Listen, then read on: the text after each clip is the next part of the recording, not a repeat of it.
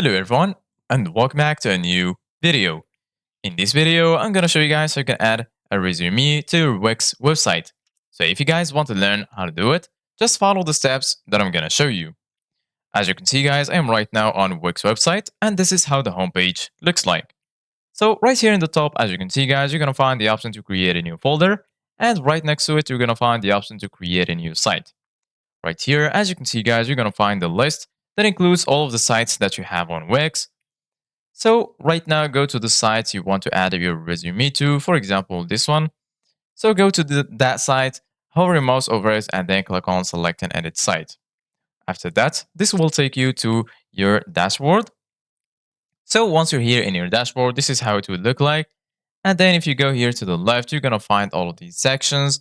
And then here in the bottom, you're going to find the option to edit your site. So go ahead and click on edit site. And then once you do that, you will be redirected to this tab right here. So basically, guys, this page is going to be the Wix editor. So just wait for it to load.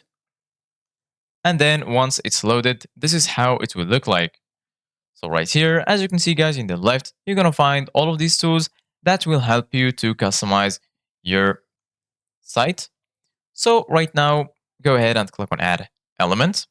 And then once you do that, right here, as you can see, guys, you're going to find all of these elements that you can add. You can add a text, image, button, strip, decorative, and so on.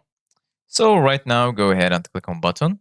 And then once you do that, as you can see, guys, right here, you're going to find themed button, text and icon button, image button, document button, and so on.